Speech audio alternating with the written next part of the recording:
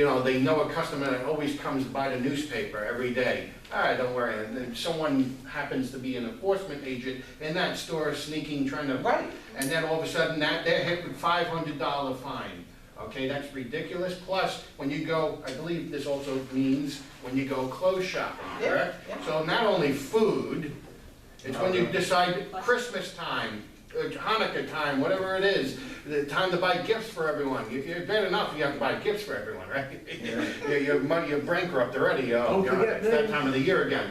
But you're buying gifts, you have to pay for those bags too. Yeah, hopefully this won't be that big of a problem with all the public exposure, but it is very possible that some New Yorkers will blame, unfortunately, the businesses for doing this, but I think we saw a little bit in the some comments before, that we don't want to do this. We don't want to charge consumers X amount of dollars per year for the bags. The city council is mandating it. Right.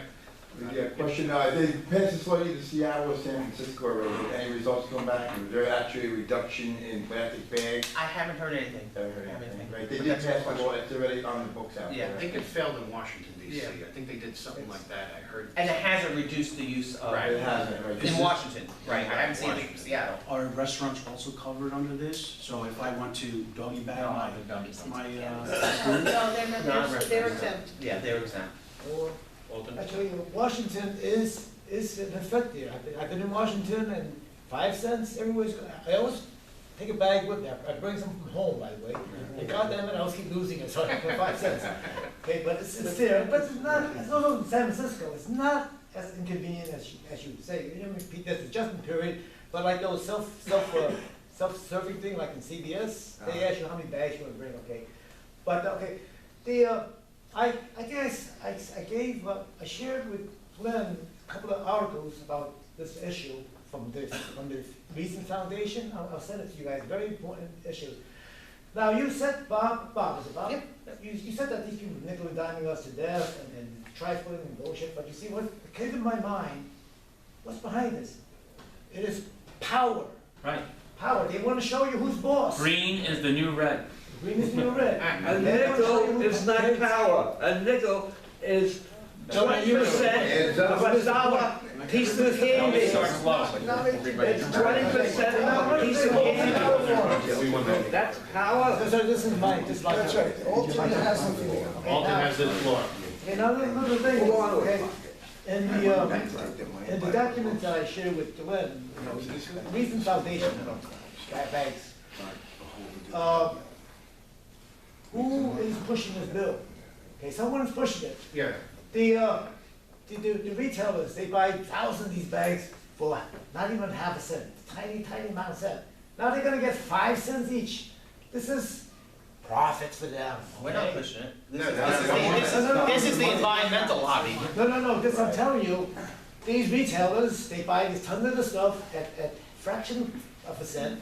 Now they're gonna get 5 cents for this, okay? It's like a little romance for them, okay? Now, I'm not saying that this is right, but, you know, but you gotta consider this, okay? Okay? Maybe some are, but I can say on record that John Katzimatidis does not want to do this and does not support Yeah, a it. lot of businesses don't want to. They don't need the nickel. Right. Okay, the other thing about San Francisco, you must understand, a lot of people in San Francisco, they want paper bags, okay? Paper bags, I'm talking to this environmentalist, you know, that you got 10,000 plastic bags, you know, you can put it in your trunk, 10,000 paper bags, you need a van to carry this, and, you know, much more resources are made to make the paper bag. And by the way, plastic bags are not made from oil, petroleum, it's made from natural gas. We have lots of natural gases. So anyway, this person in San Francisco says, oh, you know, paper bags are recyclable, you know, and blah, blah, blah, blah, but, you know, they don't care about, plastic is bad as far as they're concerned, okay? Right. But, you know, recycling, it's, you know, as I said, I recycle without 5 cents a day, okay? Oh, yeah, and then you're gonna charge us 5 cents a bag for a paper bag also. Yeah. Yes, All right, I think this discussion has been beaten to death. I want to thank Bob for a tremendously informative talk, and actually inspiring talk. Well, let me just close on this, and it's a little funny, but I think it's also serious. You know, we get customers who have like $200 orders, right? And they fill up this big wagon with a bunch of bags, some double bags, some triple bag. Now, we talk about voter recounts. What if a customer disagrees? We have to recount our bags to decide how many to use, and that's going to cause even longer lines. I mean, if you Take your stuff out, I don't want that many bags. that's Just put it easily in- 50 bags. Yeah, so point of order, Mr. Chairman, what's the next item on I'm the the agenda? chairman. I'm not the chairman. He's the What's- president. Yes, okay, point of Well, order, can I what's ask the the next president, item do on you the have agenda? anything else? Leave it open to. Okay, I'd like to- Yeah, I do have something else. Ken, camera guy, mentioned that there was another, say, what happened? You told me. Oh, in Santa Monica, they caught some guy who was possibly related, but could be was on his way to a gay pride rally with a ton of ammunition and all kinds of guns. So, Today? Just today? yeah, this just happened. They stopped him. Yeah, they stopped him. So this, I guess when we all go home, we'll see if that was any sort of a copycat ISIS type of mentality going on. Yeah, we all have to watch out, because this is ridiculous, that this is gonna Gotta stop. snowball. And it's hard. How are you gonna prevent? We gotta take radicalism seriously. Right. What we're gonna do is, Right. what's up with Fortunately, we have a presidential candidate that will capitalize on this, I believe. He'll make a lot of noise, but he won't be able to do anything. Well, he may. It's only Yes, one there is a guy, one point of guy order with again. guns. Point Is of there order. another agenda item? I'd like to invite, yes, there's one more thing. Yes, okay. I'd like to invite Maureen Daly, who has a lot of experience with GOP politics in Brooklyn, to talk a little bit about the process that Glenn and Daniel are facing with the signatures. And also, please address the issue of who the heck's in charge of the GOP in Brooklyn nowadays. No, I can't create miracles here. First, a little background about myself. Thank you very much for including me. I was the chief of staff to the former lieutenant governor, got into politics, my sister and myself. My mom died from a hospital infection, and we said this shouldn't happen. So we went about and lobbied for hospitals to prevent infections. At the time, they thought they were just inevitable. We said, no, they're not. We taught them that. 29 states, when I left, had infection prevention laws. So the grassroots is possible. I was told by people you can't fight City Hall. Yeah, you can. It's hard, you're unpopular, but you can. So I've gotten involved with the executive director of the group NYC GOP. It's people from the 5 boroughs who have decided, you know, we're a little different than Buffalo. We're a little different than Poughkeepsie. We are the 5 boroughs.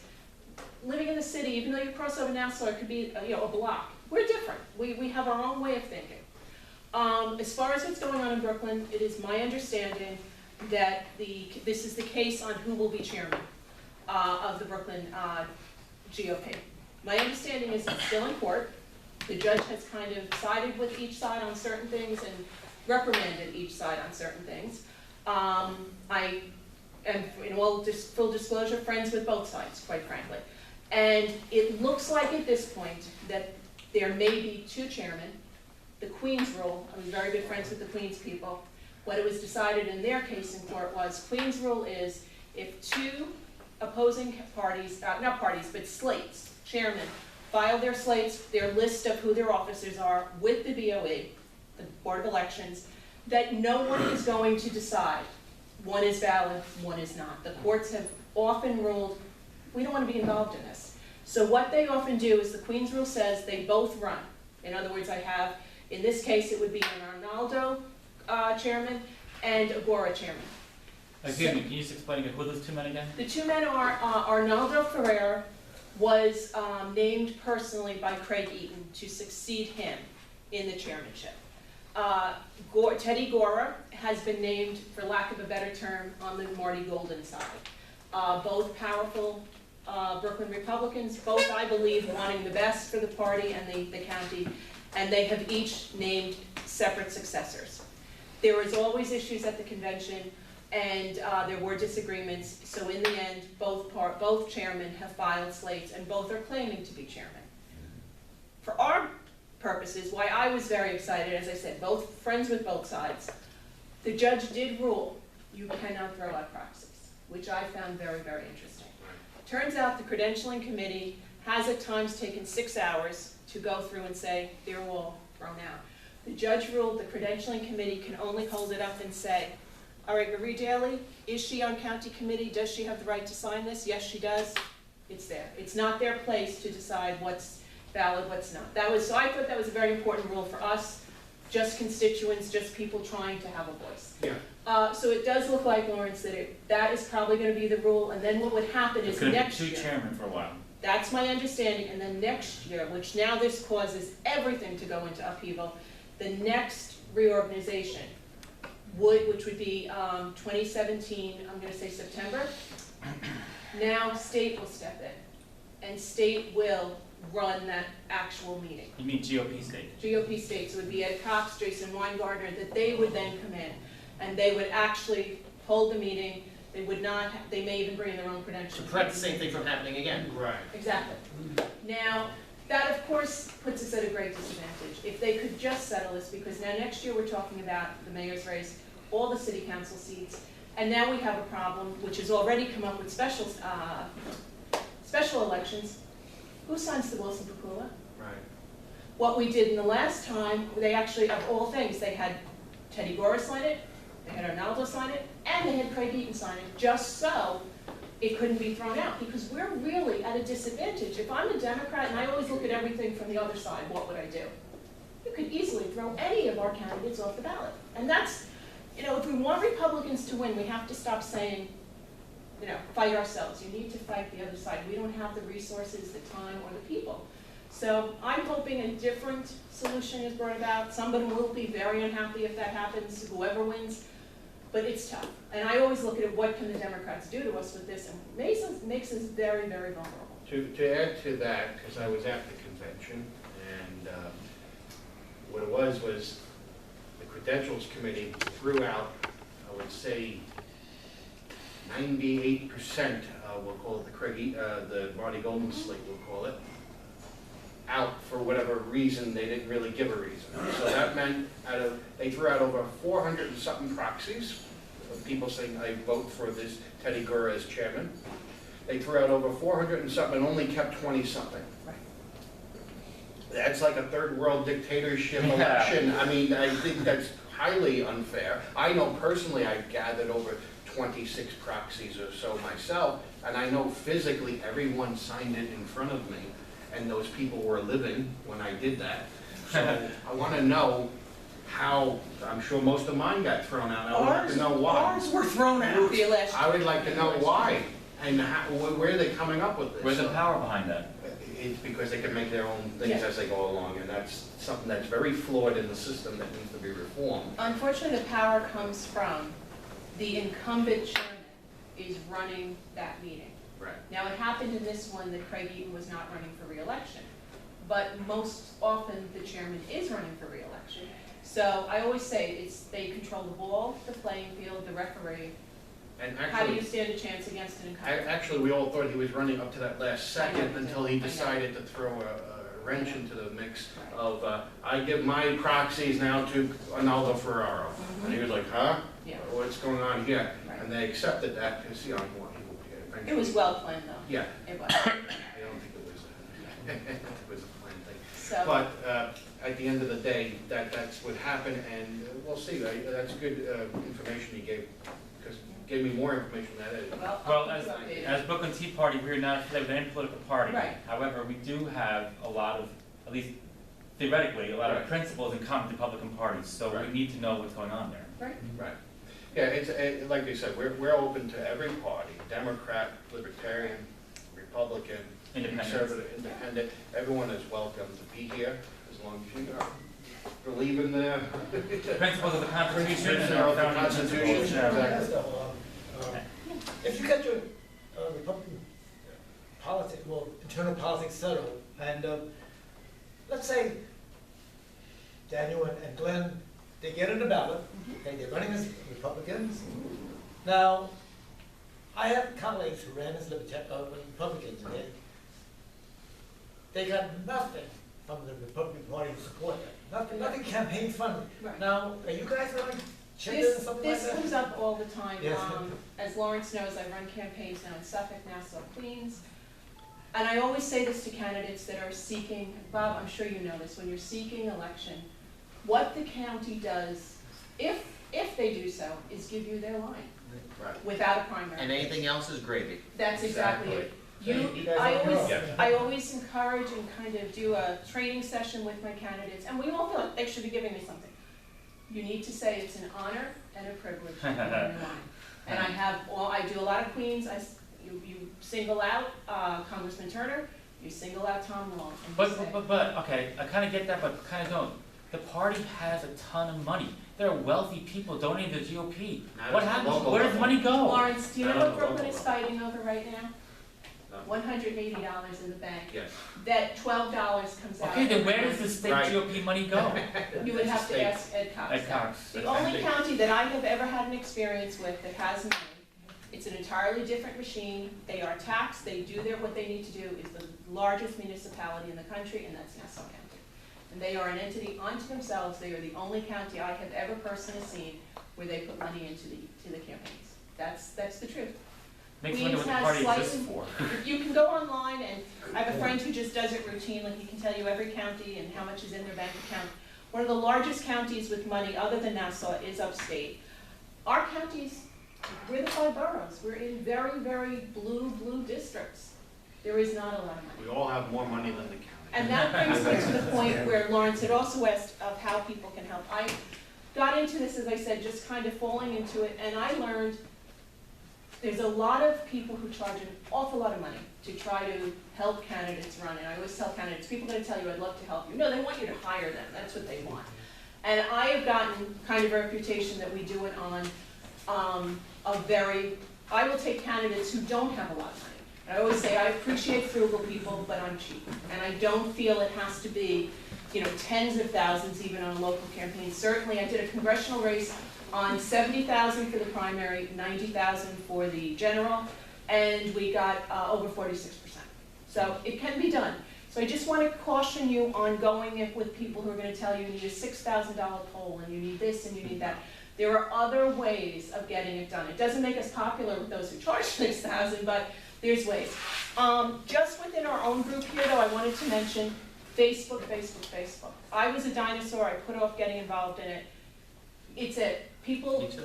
yeah, if they go to a website, they're there for a few minutes. You're building a website. One thing you need on a website, a really big red donate button. That's the only purpose of your website. You need a nice picture of yourself, the flag, donate button. And Facebook. I really strongly suggest don't be quiet about it. You're running, put ads on Facebook. They don't cost a lot. And as little as $5 a day, and you'd be surprised. You can target them to just your districts. So you're only getting likes from people who can vote for you, and they're gonna follow what's going on. Glenn, you mentioned fundraising. I don't know if either of you have set up committees yet with the New York State DOE. I have an old one from my 2008 run for state senate, and what happened was my campaign treasurer died, and she also closed out a P.O. box number Right.